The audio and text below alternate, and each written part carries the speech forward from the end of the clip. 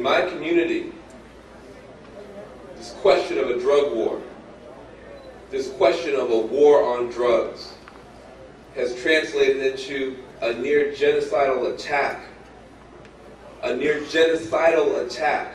on a whole community of people. And we have bodies laying in the streets of San Francisco, Oakland, Richmond, San Jose, of black men, Latino men, Filipino men who have been gunned down, shot down in the streets in the name of the drug war. That must be stopped. That has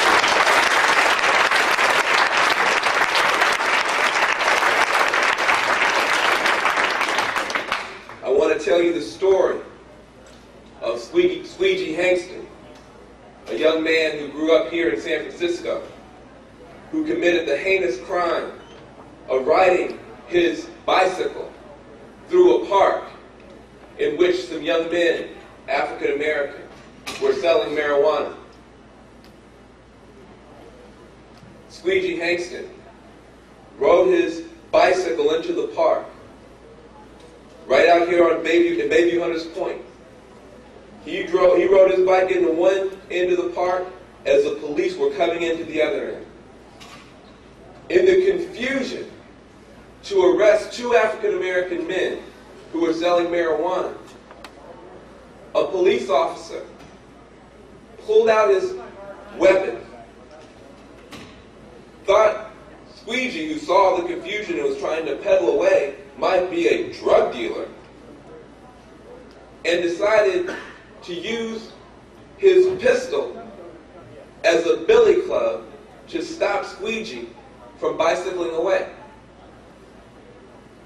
and blew Squeegee's brains all over his best friend in a crowded park in public daylight and murdered him.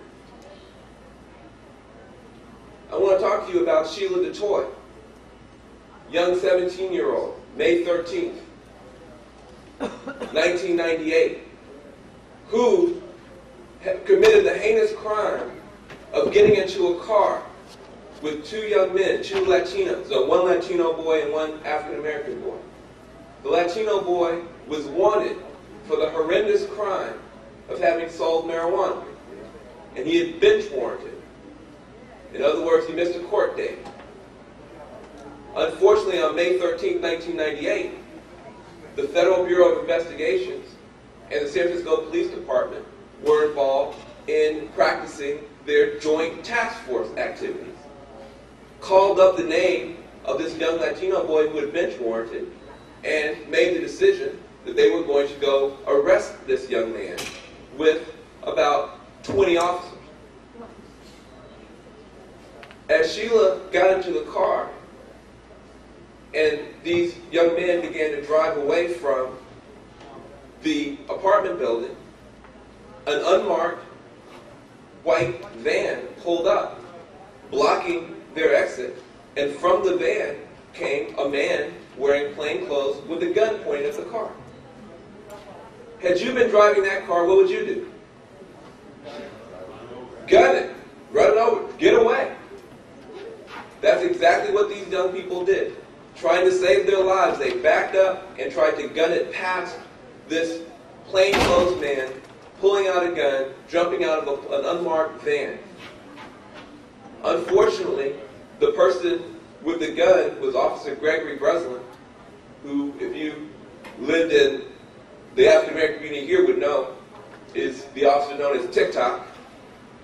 That's his street name is TikTok. That's how violent his temper is. And he opened fire on the car. He fired into the side of the car as the car went past him. The driver hugged the steering wheel. The bullet whizzed past the driver's head and struck Sheila DeToy in the head, killing her.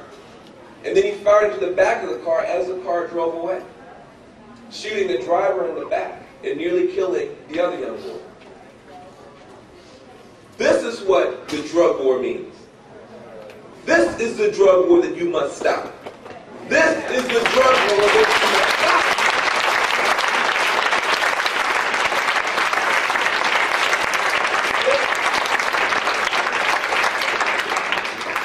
You have taken a stand for your own freedom, and I applaud you for it.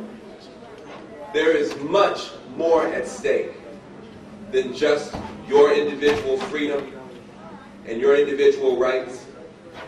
The government's attack on your freedom and your rights is a part of a broader attack, a violent attack, a vicious attack, a genocidal attack, and we can't stop it by ourselves.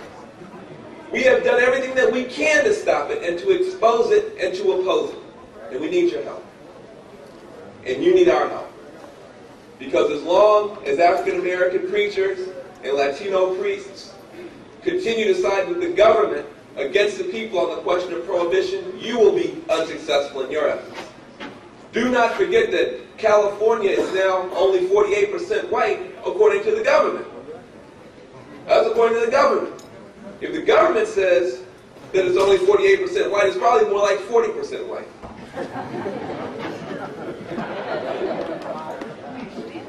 Which means you need allies.